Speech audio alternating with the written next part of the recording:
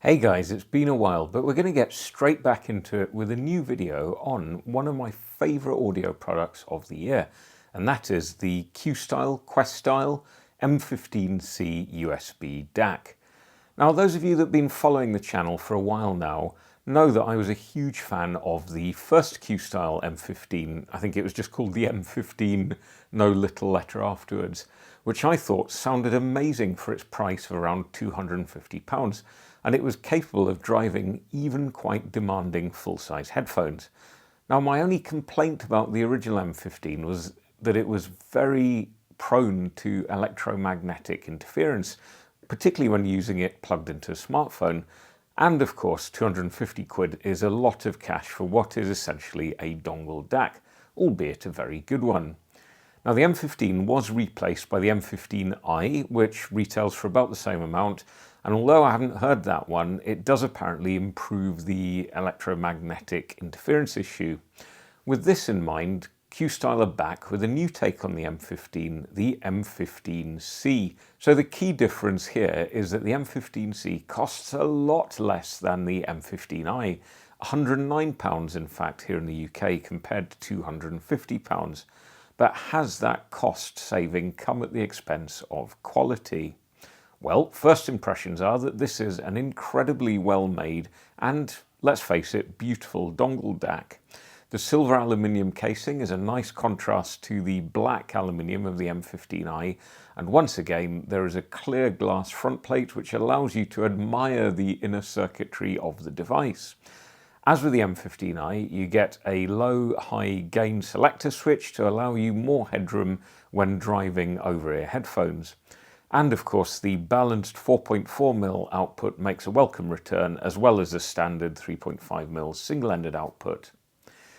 Connection is via USB-C, and you get a USB-C to C connector in the box. Overall, I'm a huge fan of the design, and the M15C is a similar size to the M15i. Now, I've used mine out and about with no issues, but if you're worried, particularly about that glass, you might want to pick up a protective case. So functionally, it works absolutely brilliantly with no driver installation required on my Mac. It also works flawlessly with both my iPhone 16 Pro as well as my Pixel 9 Pro.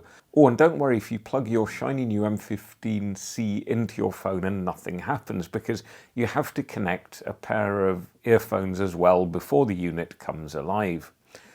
The key difference between the M15C and the M15i technically is the fact that the C is equipped with a Cirrus Logic DAC instead of the more expensive ESS DAC in the M15i. The Cirrus DAC, however, is still extremely capable, and it can play files up to 32 bits and 384 kilobits per second, PCM or DSD 256.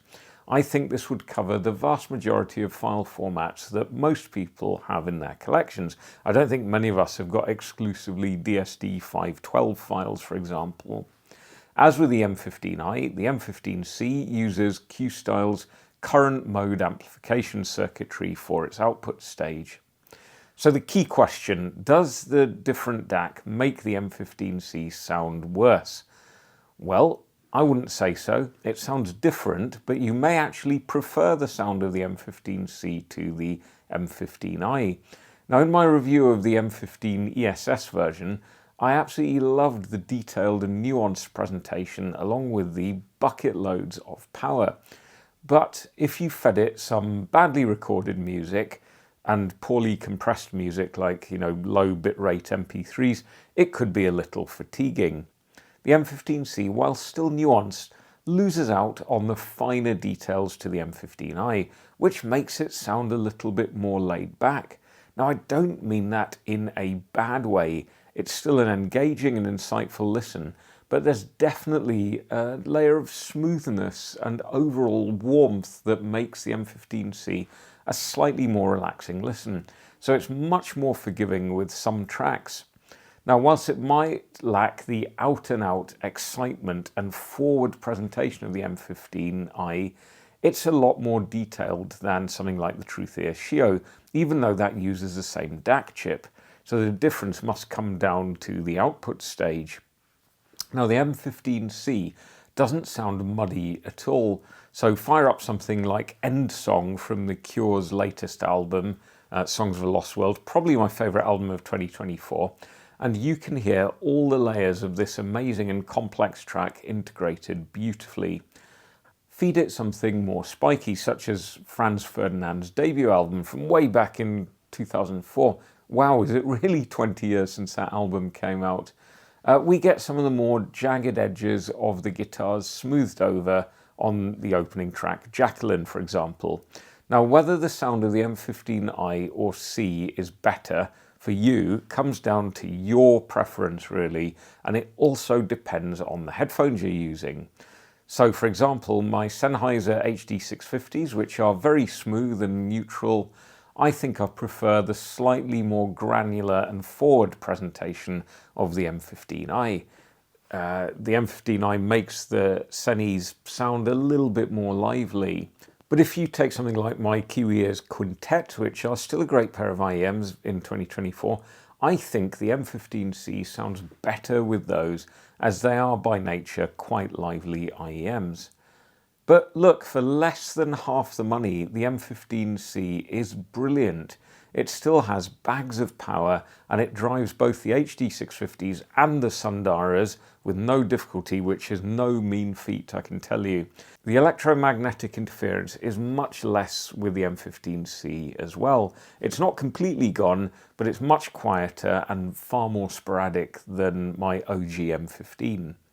So the only other thing I noticed was that the M15c occasionally ran quite warm over prolonged listening periods, although it was never uncomfortable. So overall, as you can tell, I absolutely love the M15c. I haven't heard as clean and powerful a portable DAC at £109, and it's an easy recommendation, unless you need Bluetooth connectivity, which obviously this doesn't have, it's just a plug-in USB-C DAC. But an easy audio fixation gold award winner, and actually probably one of my favourite products of the year. Thank you very much for watching, guys. Let me know your thoughts in the comment section below. I'm sorry I've been away for so long, but it's great to be back, and hopefully I'll make some more videos as we get into 2025. Let me know how you've all been, and let's keep this community going. And if you've enjoyed the video, do consider hitting the like button and subscribing. Until the next video, take care, and I will hopefully see you very soon.